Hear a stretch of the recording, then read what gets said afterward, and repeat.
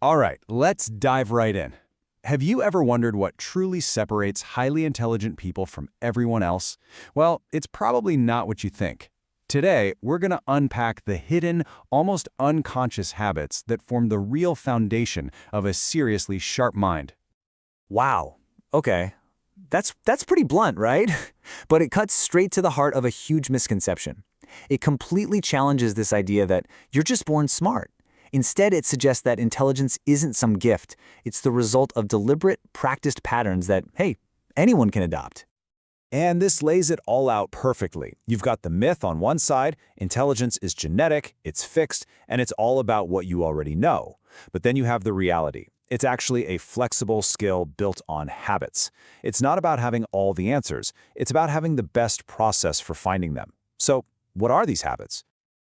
Okay, first up is a habit that sounds so simple, but it is incredibly powerful, the habit of silence. Now, this isn't about being shy or just, not talking. It's about a very active internal process that happens before a single word even leaves your mouth. And this is exactly what we mean. That silence, it's not empty space, it's a workshop. It's where you're actively filtering out the noise, organizing your thoughts, and refining them before they become words. Think of it like your brain's own internal quality control department. So here's how you can break it down. It starts with input, and that means really listening, not just waiting for your turn to talk. Then comes the most important part, the internal process, where you're filtering, refining, connecting ideas. And only after all that do you get to the output. That's why when truly intelligent people speak, their words just feel so concise, relevant, and impactful.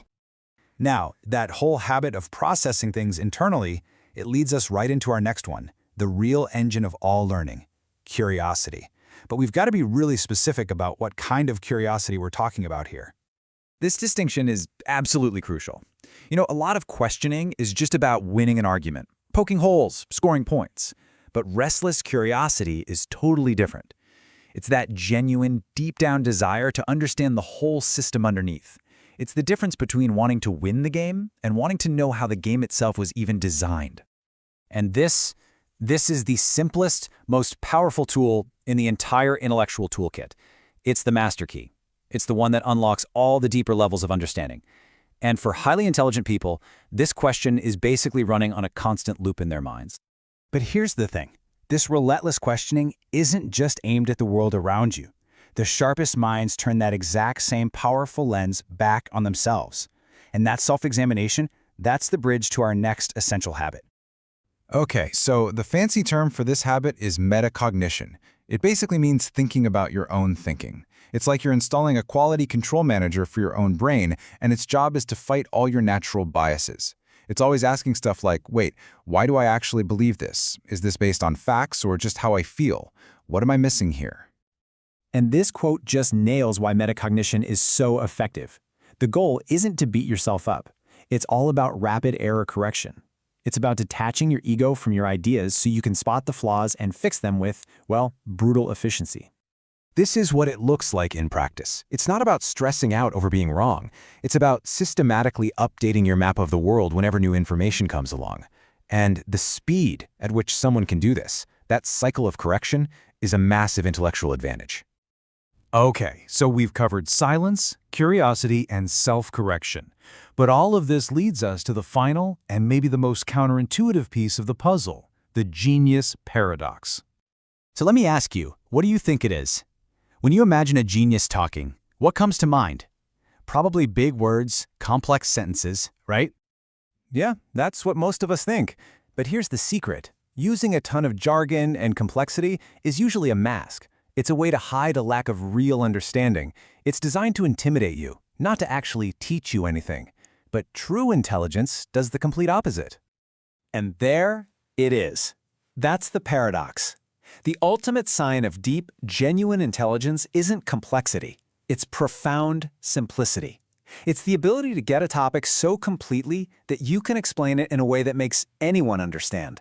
The goal isn't to show off what you know. It's to empower other people. I mean, the contrast couldn't be clearer, could it? One approach uses complexity like a wall to keep people out. The other uses simplicity to build a bridge, inviting everybody over to share in the understanding. It's a fundamental difference. So let's bring it all together. These are the core patterns we've just walked through. First, talk less and think more by using that mental edit.